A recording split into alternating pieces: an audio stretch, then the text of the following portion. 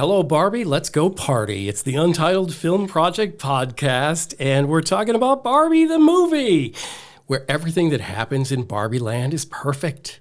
Hey, Barbie. Yeah. Can I come to your house tonight? Sure. I don't have anything big planned, just a giant blowout party with all the Barbies and planned choreography and a bespoke song. You should stop by. So cool. Yeah. Okay. Bye. Until Barbie land and the not-so-perfect real world start to collide. And we have a big question for this week's episode. Yeah, the big question. We asked you to tell us what strange things did you do to your Barbie to make her Weird Barbie, to her face and behind her back? Because it's a part of every kid who had a Barbie. They did strange stuff. And you did not disappoint with your answers.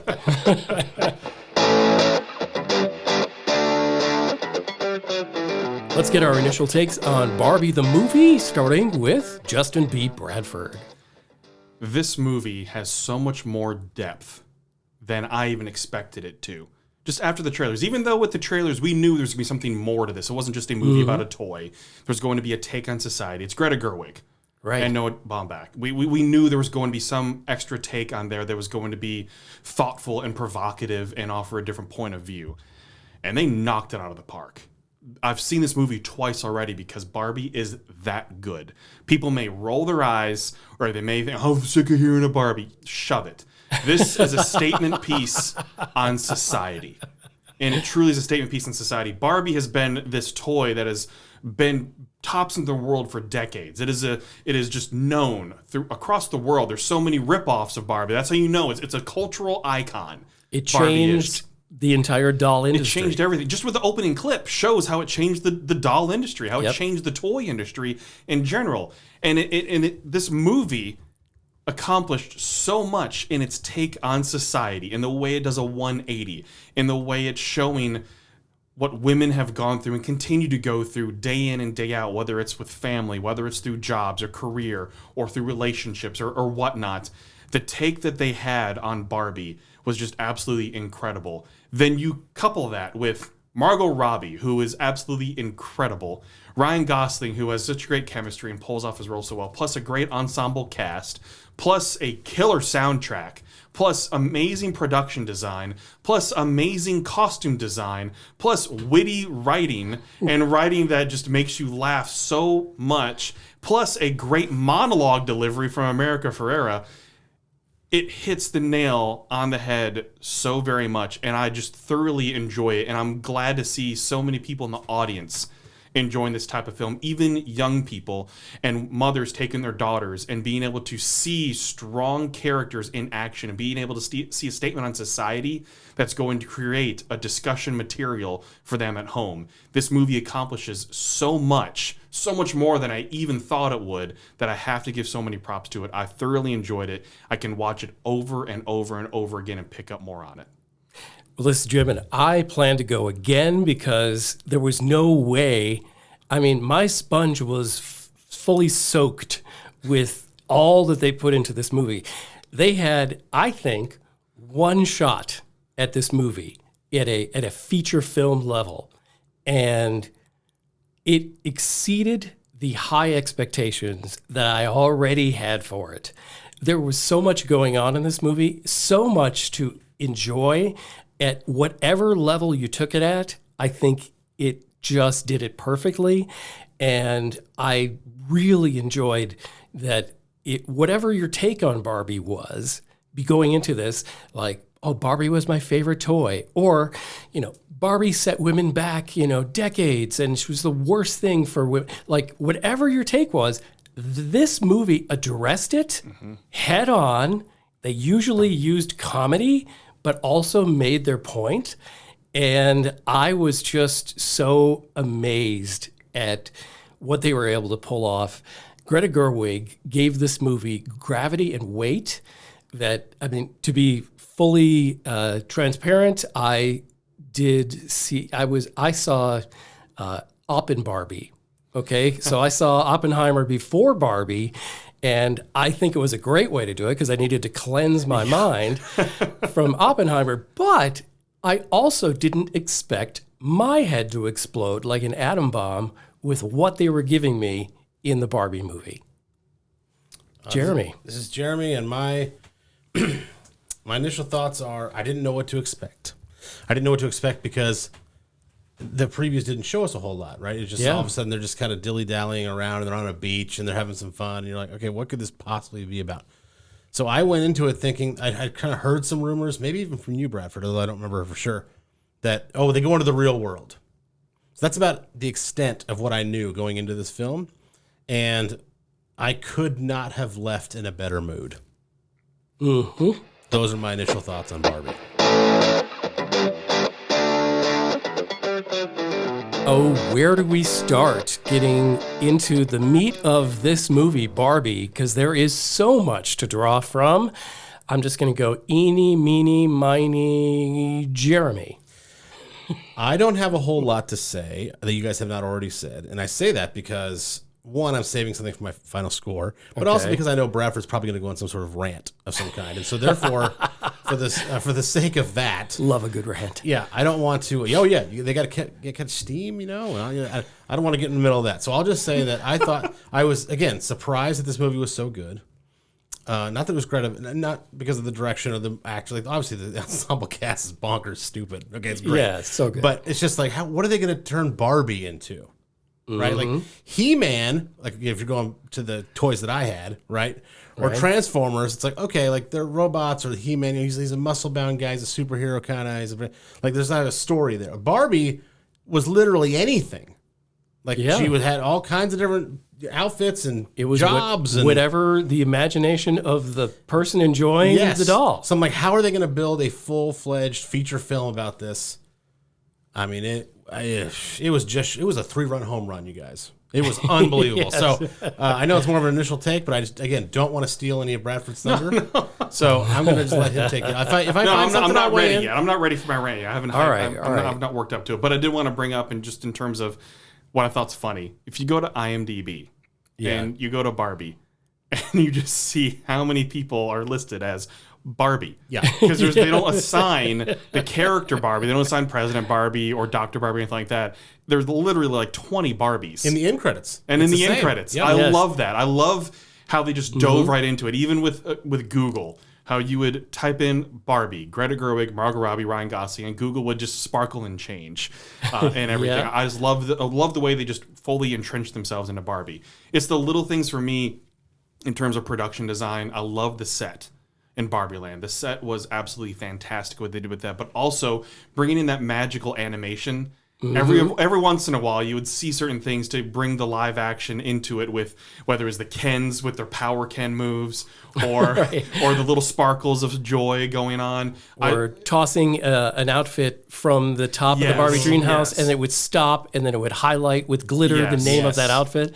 Yes, what they did so well in this film is they created something that's going to be a cult classic for a very long time. This movie is going to have so much staying power because it's meme-worthy. There are so many memes that have already, just from the get-go, jumped. There's so much merch. It's not just Barbie merch. The I Am Knuff stuff, that's awesome. Just taken off. I mean, I have 2 people in my life that have already put the I Am Knuff hoodie on their Christmas list. See, in July. And it's not just the Barbie merch that's going to go in terms of dolls and everything, but they've created something that is going to have so much staying power in society for a very long period of time. That's how you know the movie has made an impact, because people have found so much humor in it while also taking in the seriousness of it as well. Because you have people who are going to see it time and time again. They're still bringing their young daughters, even though it's a PG-13 film. They're still bringing them to it to experience it, already knowing what the movie's about, because you're almost over a week in. That means so much has been out there to understand what was suggestive humor, everything like that, and still willing to take kids to see it. So I love that fact that they've created something that is not just going to last for a couple weeks, but it's going to last for years. Yeah. I truly loved the homages to other big films that are contained in this film, where the movie starts with it's a complete shot-for-shot remake of The Dawn of Man from 2001, A Space Odyssey. In fact, if you go on YouTube, you can watch both of them playing side by side, the first minute of the movie, and it is shot for shot. And it's comedically perfect. I loved the reference to the Matrix when Weird Barbie says, where do you want to go? Shows her the regular Barbie shoe or the Birkenstocks? I thought, every another one of those, everybody in the theater just laughed their heads off. So, I don't know if a male writer could have ever pulled that off, because it had just the right sensibility. And, I of course saw the movie with my wife, and I've seen it with my daughter, and just it was so tapped into their DNA, and it wasn't patronizing. It was just, no, we're here with you. And the side eye and the witty writing to the Zack Snyder Justice League. That was awesome. Yes. Oh gosh. That just shows the talent in writing, to have those little quips in there of the things that a girlfriend would have to put up with. Yes. You want me to watch The Godfather with you? And the Zack Snyder and you're going to talk the whole time? How many hours long for this Justice League? And then, even though I definitely enjoy Matchbox 20, oh my God, the way awesome. They just dove right in with Push. And how Rob Thomas is even like, that's hilarious. That's so funny. And it's just perfect. The song is perfect. It's going to earn him millions. Totally, of streams and everything. Oh, it is. And did a little investigating after I saw the movie, because I didn't know it was used in the movie and how it was used in the movie, because it's kind of toxic, right? Mm-hmm. And I'm like, wait a second, all right, who agreed to put this in the movie? And then I did some research that when, that song came out, Rob Thomas of Matchbox 20, had to defend himself against critics who said, this sounds like an abusive song. And he was like, no, this is a guy who's gotten abused in this relationship, and he just wants her to understand it. So he had to really get back on his heels. So I'm thinking, would he even want to have to do that again? But no, it is credited, he's credited, he and one of the other members of the band, as the writers of the movie. They gave their permission to the Barbie movie and said, go for it. And it really was great. I'm so glad they let them do it. And who would have thought Ryan Gosling would be charting with I'm Just Ken? The streams have just taken off. So you have Ryan Gosling. Yeah. Saying I'm Just Ken, that is just the downloads for that song. That's all these things being put together, right? Yeah. That have what made it a great movie. And then continue on the music train, the soundtrack is incredible for this. Typically, I'm a score guy, right? Right. Score's fine. But it's the soundtrack, and having so many big names contribute to this, and having so many original songs that have been a part of this, from Dua Lipa, Charlie XCX, you have Billie Eilish, Karol G, Ice Spice, Ava Max, Lizzo. How many different artists they're able to feature in this, and especially the way Lizzo's Pink actually interacted with the movie in the opening scenes. Right. That's what I loved so much, is that you have a song that is fully interacting with the film. It's not just in the background. It is part of the scene. Exactly. And I'm going to say Billie Eilish's What Was I Made For is going to get an Academy Award nomination for Best Song for a Motion Picture. I agree with that. I also want to just add one. I've been very quiet this segment for letting you guys go at it, but I do want to add one thing, and that's that the Lizzo song, how it interacts with the film, it reminded me of it's a very Weird Al take. Yeah. So if we looked at Weird, the movie, right? Yes. He has a song that I voted for in my Music City Film Critics Association as best original song. It didn't get any love. That's okay. Where he's basically talking about the movie. There's a line in it, at the end where because it rolls during the credits, right? Yeah. So there's a line in it where he goes, "Look at all the people in the credits. We had to pay them all." And then he's like, "I met this guy on the set. Seemed like a really nice guy." He's breaking the fourth. He's talking about the movie, but he's also interacting with the credits. It reminded me of that. Yeah. Yeah. But obviously at a much higher pop level, of course. Right. Yeah. The music was terrific.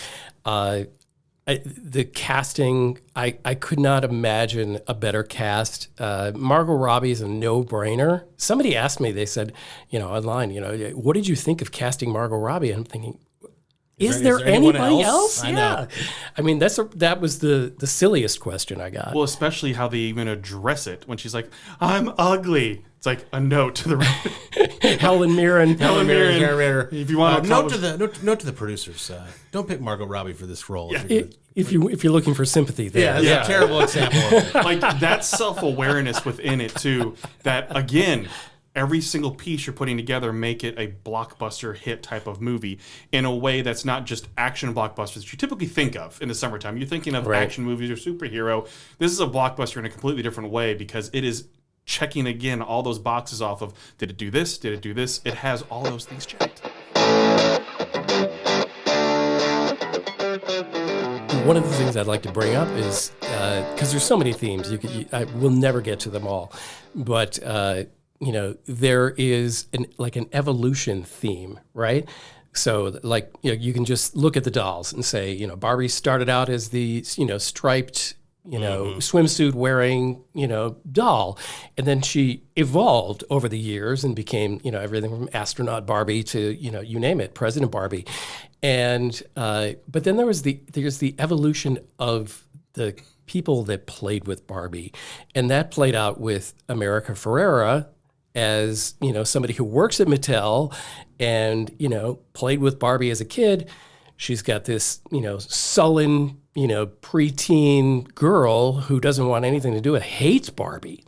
And the evolution that they go through of how they feel about Barbie and how it's kind of along the same track of Barbie Land Barbie evolves because she goes to the real world and is exposed to different things. And she evolves. And then eventually at the end, Barbie Land evolves into something completely different. So I loved how the movie just didn't stay in one place, either with relationships or even the settings. And with that, her being exposed to the real world is what made her immune to Ken's patriarchy. They're all wondering what made her immune to it. Well, she actually saw and experienced it, so she wasn't going to be under the spell of it. She was exposed to that before all that happened. And that's one of those things that's going to stand out with me the most throughout this film is the way that people have become so triggered over America Ferrera's monologue and the way that the movie is poking fun at patriarchy, which is a concept for how to deal with things that you didn't want to deal with. Yeah. So, like so many other things have been concepts of dealing with certain things, whether it's sadness or depression or fear or whatnot, how you have two worlds that are 180s from each other. Yes. And how it flips and how people have a problem with that.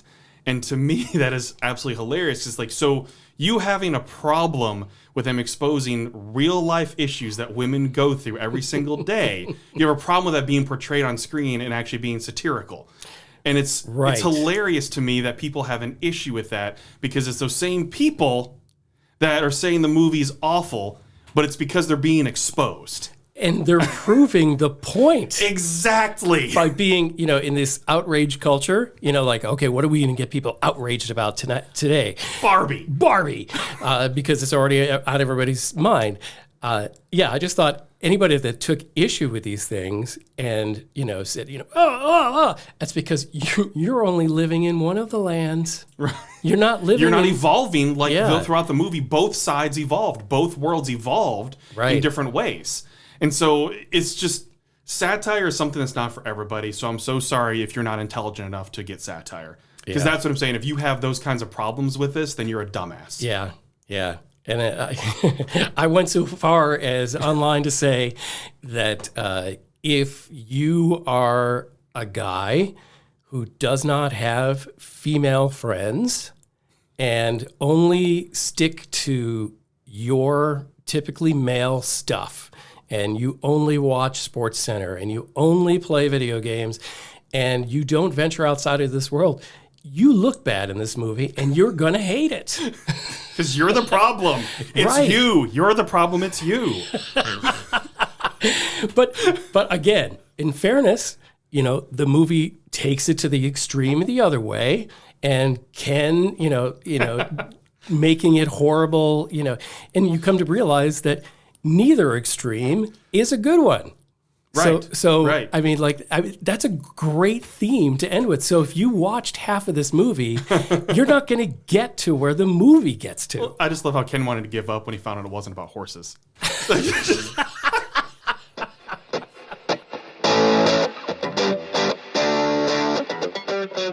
I always like to. I always say this. I always like to ask over about young people in there. We've seen Ariana Greenblatt now in a few things. One was a major bomb of a movie in terms of 65, but she's also been in other properties now too. How did she do in her limited screen time overall? If you remember on the 65 episode, she was my shining star. Yep. I said that she was the best part of the movie. And one to watch. Yeah, like Adam Driver deserved better. He was good with what he was given, but it wasn't much. The CGI was terrible. The plot was ruined by the trailer, et cetera, et cetera. But I was very consistent. Ariana Greenblatt was the real deal. So it was tremendous to see her in this and to see that she actually got English lines and and got to play off of the emotions of a troubled teen who has the view of Barbie that's I can't attain that. The status that you have in her eyes here, the status that you have pushed onto us girls is unfair. I can never attain this look, this beauty, blah, blah, blah, right? Which is totally fair. Mm-hmm. So expresses what a lot of people think. That's right. So it was great to see that evolution of the character, to see her take on that, to see her being angry and sensitive later in the film. She once again proved that she is the next level, the next crop of young, talented actors. And with her speech to Barbie, she was even warned she's going to be destroyed. But her speech was also representing a portion of the population that has believed that. So they did, like Jim said earlier, covered so many different thought processes of what people think about Barbie. And that is a huge portion of the population felt that about Barbie. So there's part of the evolution of her character too, and we got to see that. Yes. I'll go back to what Jim said earlier, which is evolution. Yes. That was the main factor. Conscious, subconscious, or just symbolism. Either way, regardless of how you view it, evolution was the main thread in this entire film. Sure. And it was done so well. Yeah. And, if we're going to call out, her speech to Barbie, we have to talk about America Ferrera's epic monologue, which to me, there was nothing funny about that. It was like one of the few times in the movie where they just didn't, lean into a joke to get even a serious thought across. She's like that. She was just in desperation. She was expressing the difficulties of like what a modern woman at her age has to try to do in order to try to satisfy all the people around her. And I just thought it was fantastic. And she did it so well that I think if you didn't know about those issues, I think she probably enlightened a lot of people that don't have to face them every day. And if you don't believe it's a real thing, go to the comment section on any female news reporter's Facebook page. Yeah. You'll see it all the time. You'll see it all the time, the comments that they have to deal with, whether it's like, you're wearing too much makeup, or that color doesn't look good on you. Why'd you pick that dress? That dress doesn't look good on you. In a Facebook comment section of a photo, when they're that's just the edge of it as well. It's not even the depth of it in terms of everyday life. But if you just want a little bit, just a taste of what that speech is talking about, and this is for professionals, not moms, just everyday moms people, have to go through, or people that want to be a mom that can't be a mom, or anything like what she goes through. America Ferrera just killed it in that speech, and there's a reason why, is because that's what ends up unlocking all the Barbies. That she has to go through that and explain everything to them, and that's the evolution right there for every single Barbie that helps lead to the change in the systems that they're doing as well, even if it is just allowing a circuit court judgeship for a kid. Yes. That's evolution. The speech, her monologue. So there's, when you're in acting classes in high school and college and things like that, even like promising actors, they have to, kind of film themselves doing a speech and a monologue. Sure. There's a few go-tos. Oh, yeah. Right, that are kind of overdone, but there's a reason they're overdone. It's because they're freaking awesome. Because they're great. Like the president from Independence Day. Oh, no. It's a memorable one. I'll give you that. I wasn't going to say that. I've done it. That's right. That's like, okay, Training Day, King Kong Ain't Got Nothing on Me is up there. Miracle, This Is Our Time. To Be or Not to Be. Okay. No, no, I know, but that's a legitimate I statement. was very thinking old about school. movies, but that's Okay. and technically, yes, In it's been a terms of movie. auditions. Pulp Sorry. Fiction, Ezekiel 25:17. In Pulp Fiction, I have Jules. Given that, I mean, it's just so.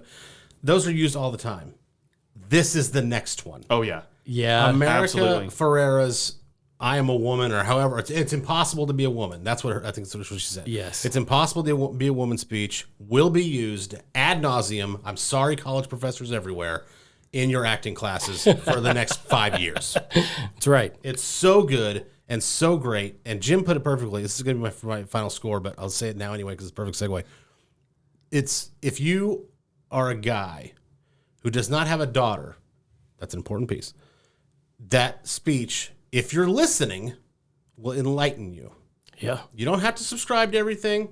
You can think whatever you want. But if you're listening, you will at the very least, which I think would accomplish the goal of this movie, Yep. get you to understand, even for a split second, what another person goes through Yeah. in their everyday life. And I think that's very, very powerful, especially in a comedy. Well said. Yeah. All right, Barbie the movie, a lot has been said. A lot has been not said. So I would like to get a final score take from Jeremy Gover. Funniest line of the movie to me was when Helen Mirren broke in and said, "Note to the filmmakers, Margot Robbie is a terrible example of this line." Kate McKinnon, who we have not mentioned yet, was tremendous. Perfect. I will say Kate McKinnon played the same type of character as she did in the Ghostbusters reboot. In this one, kind of awkward, kind of a quirky, awkward, kind of real weird. Yeah. Right. But it worked this time. Yeah. That one grew on me. The first few seasons, I was like, uh-oh. But then, okay, she got there. But this one, from the minute she's on screen, you're like, oh my God, I forgot she was even in this. And it's just hilarious Weird every Barbie single time. was incredible. Perfect role for her. She was like feral in that Yes, movie. feral Barbie, yeah. So here's my main takeaway here. The purpose of art, however you want to define that, is to impact its audience. Okay? Sure. Movies are no different because they are a form of art.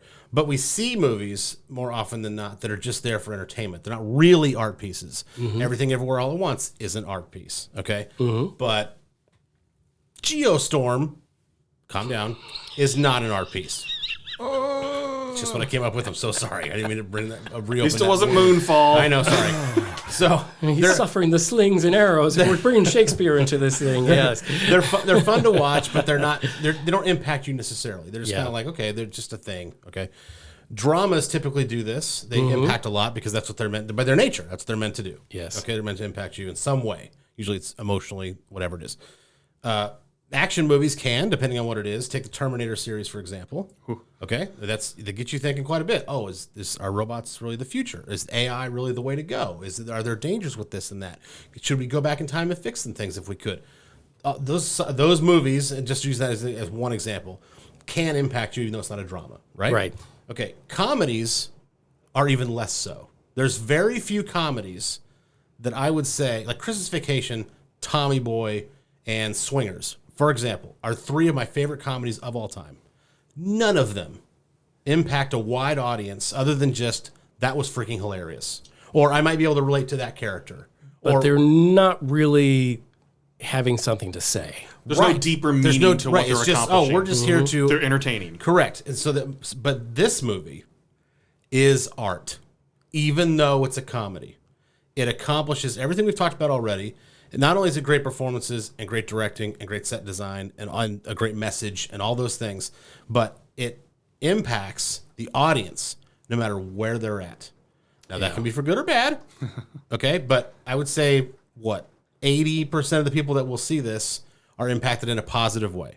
If you are a woman, you will leave the theater feeling empowered and seen.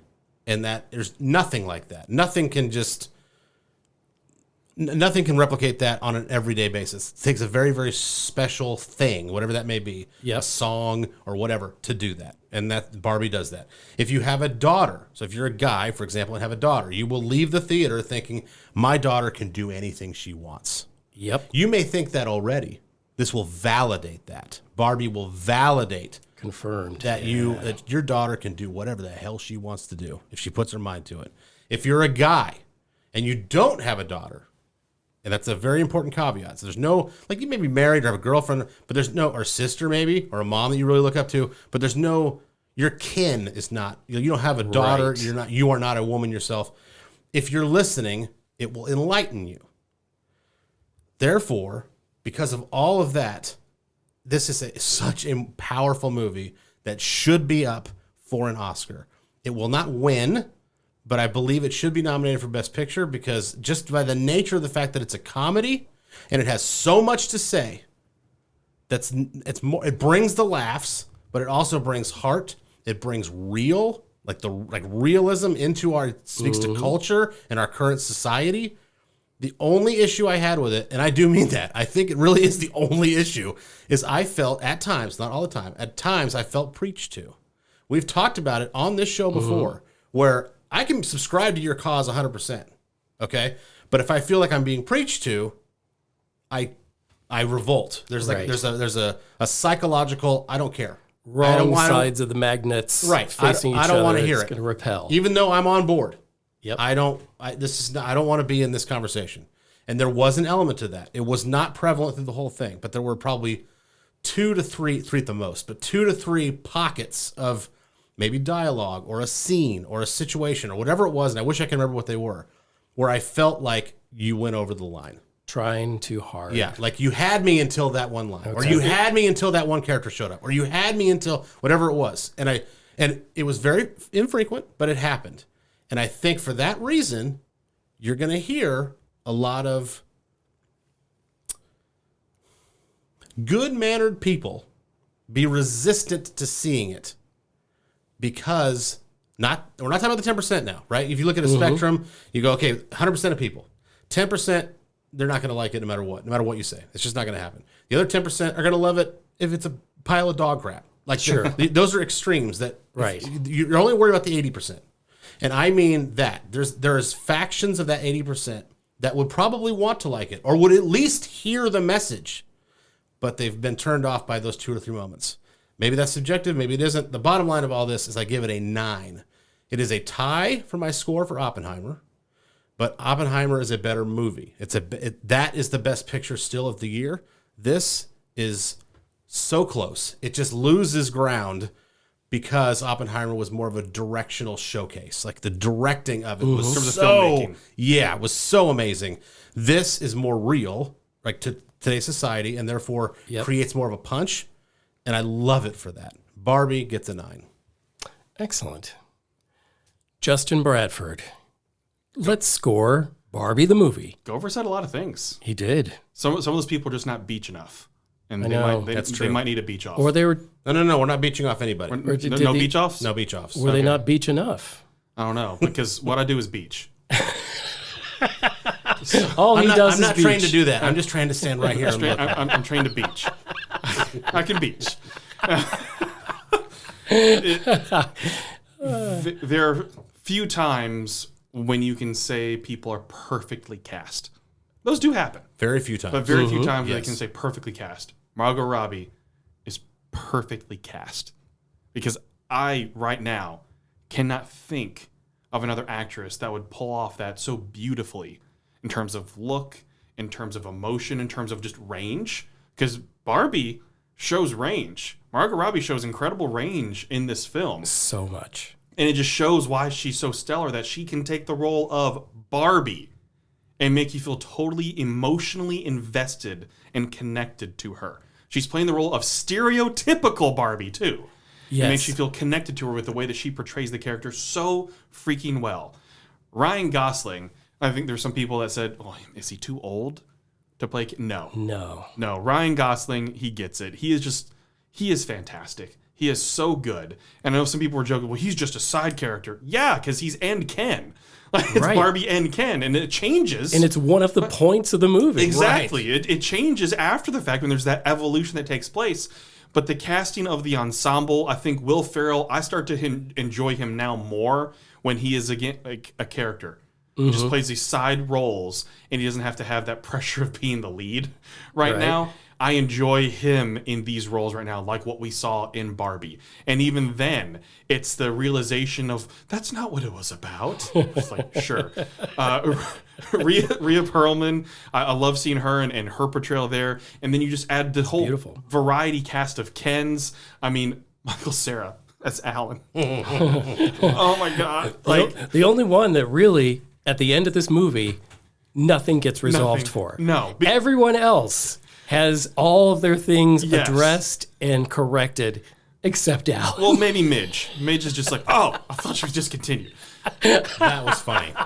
And to me, what I appreciate, because they knew they were going to make a lot of money, is Mattel giving the thumbs up for this movie and understanding how important it is to be very self-aware throughout the film and being okay with satire and comedy, making fun of yourselves a little bit too, because that's what makes people appreciate you even more, when you can be self-aware of the conflict you may have caused and the way that you may be portrayed, as in Will Ferrell saying, we've had female CEOs, we had one and then another one.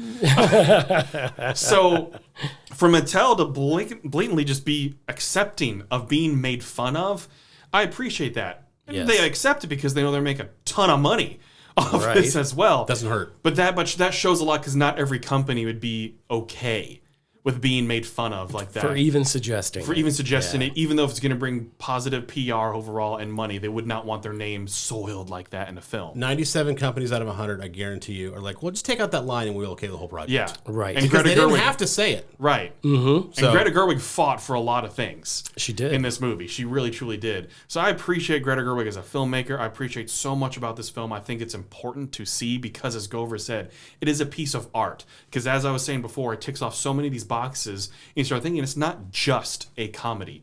This is such a take on society. And when you start having those spectrums of things in a film, it is art. It is more than just a comedy film to entertain. Are we entertained by it? Absolutely. Does it have great music? Yes. But is there a deeper meaning to the writing and the dialogue and the character portrayals that makes you feel something different or makes you have a realization? If a movie can accomplish that, it is a work of art, and it makes it an incredible piece of film that is going to stand and age through time. Yes. Because you're going to see it be portrayed in so many different ways. You're going to see so many things morph off of this, and you're going to see people talking about it. It creates a discourse because you're seeing people talk about this film, just like Oppenheimer. I know. People are discussing this film in depth because it offers depth to discuss. And with that, I give it a 9 as well. Very good.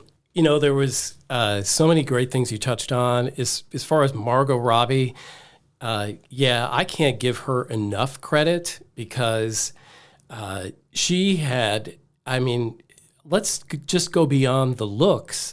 I mean, she had to perfectly portray Barbie in Barbie land, right? Which is, everything is perfection. Everything is like Barbie appears in the commercials for Barbie, the doll. You know, and she pulls it off perfectly. But then, you know, when she enters the real world, she's got to play Barbie as Barbie through Barbie's eyes, seeing something completely foreign to her. Okay. And then she's got to come back and then see what's happened to Barbie land while she was gone and what Ken has done to it. And just there is so much she brought to that movie. And there's one scene, and there's not many in the movie where you go like, oh, that was a quiet, heartfelt scene. But there was one scene that Greta Gerwig, the director, fought for. And it's where Barbie is in the real world, and she sits down at a bench. And there's an older woman on the other side of the bench. And she looks at her, and with absolute purity says to her, "You're beautiful." And the other stranger, the woman says, "I know." And I just think, okay, first of all, there's a million ways that could have been a lousy scene. And what is it, 10 seconds? I heard the studio said, they looked at the movie and they said, you know, that is what they call in filmmaking a cul-de-sac moment. Okay, where it stops, doesn't go anywhere, it's not needed, that's where you cut it. And Greta Gerwig said, no, that is the point of the movie, and fought to keep it in there. And she said, that is it.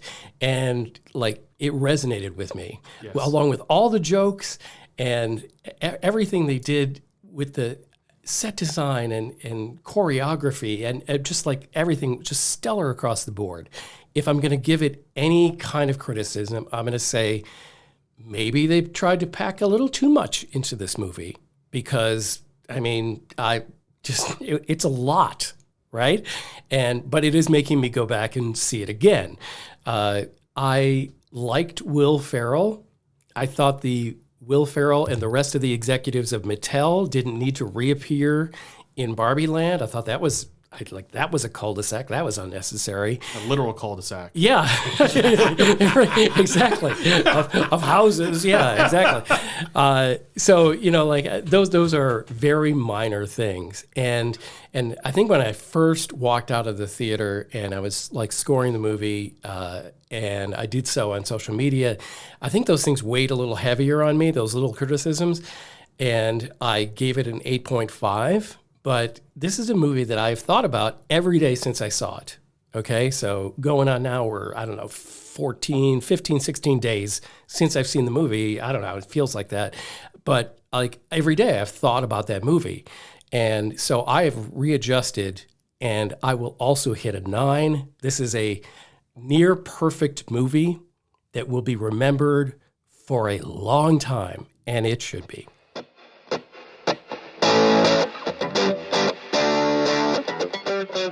All right, it's time on the Untitled Film Project Podcast for us to ask the big question.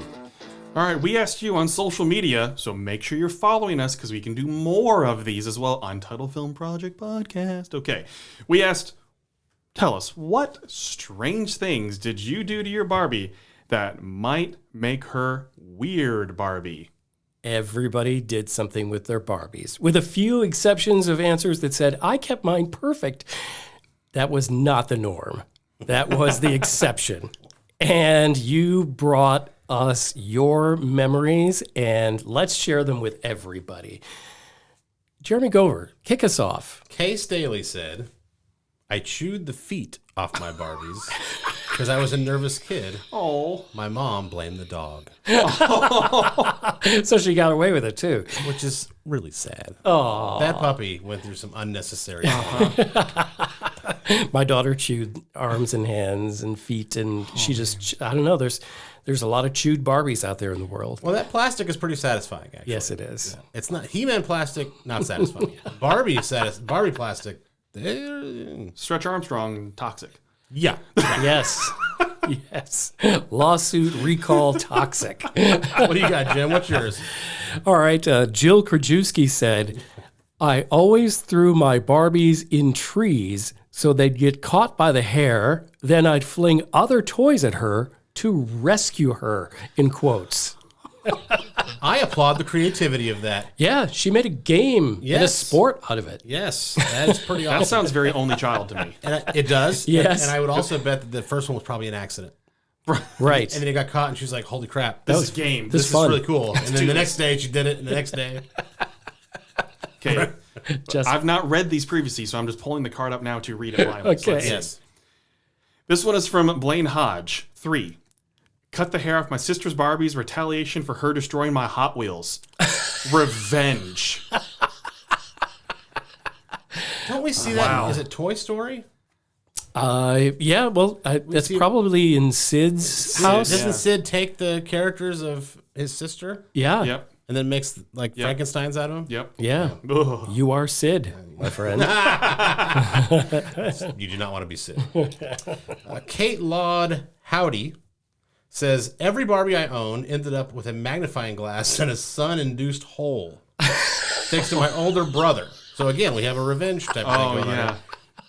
This is Sid. I just saw. You just because it's a magnifying glass. Is your brother's name Sid? I just threw them all on the ground, or excuse me, I threw them all in the pond in our backyard. I wasn't expecting to see the word pond. Sorry, I skim, and I was not expecting to see the word pond. I just threw them all in the pond in our backyard if they were displeasing to me for whatever reason. So, wow. But I like the first part. We could have done without the second part. Every Barbie I owned ended up with a magnifying glass and sun-induced hole, thanks to my brother Sid. She doesn't say sit, but that's Okay. that's very We'll call sad him story. Sid. Wow. Yeah. But she's, hey, that's honesty. She's telling us her story. I know. We have from @IamJulieGags. She says, a head once popped off and we turned her into Goth Barbie. Cut off her hair, used a Sharpie to turn her scalp black, and used sewing pins to give her piercings. It looked insane, but also kind of cool. I mean, that would sell. I want to see that. I want to see that on the Barbie? shelf. I want Yeah. to see that in another Barbie movie. Yeah, that's, That would have that needs to sold at happen. early 2000s Hot Topic. An no Avril doubt. Lavigne Barbie Oh, would yeah. definitely would have sold. Yeah. Sure. For sure. Skater Boy. Skater Boy Barbie. All right, here we go. My last one. Oh, this is from It's complicated, See You Later Boy. but she's here for you. This one's from Puppy Teeth. What a great name. Oh. Okay. This better be good after Brace that. yourselves. I'm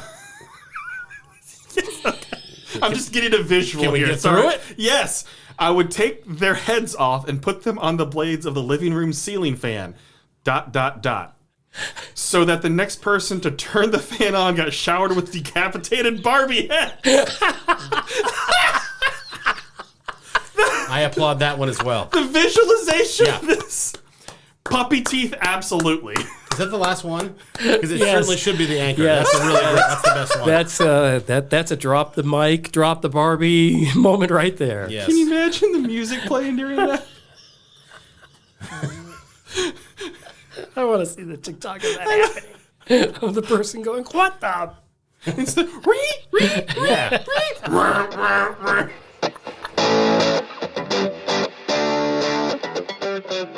Oh, the Untitled Film Project Podcast. We bring you the laughs. We do. And the tears sometimes. And laughing till we'd cry.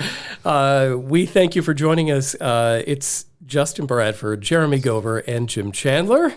And we love your interaction. Tell us, we're not done accepting your stories about what you did with your Barbies. UntitledFilmProjectPod.com. Follow us on social media, Untitled Film Project, on Instagram, on Twitter. It's always going to be Twitter. Always Twitter. Facebook, Threads, and TikTok. Yeah. Not And- LinkedIn, though. And YouTube. And YouTube, especially YouTube. Watch us. Yeah. Thank you for listening to the Untitled Film Project Podcast. To support the show, please rate, review, follow, and subscribe. Original music by Jeremy Schwartz. Special thanks to the Music City Film Critics Association. Editing and post-production by Jeremy K. Gover. Voiceover by Chad Bennett.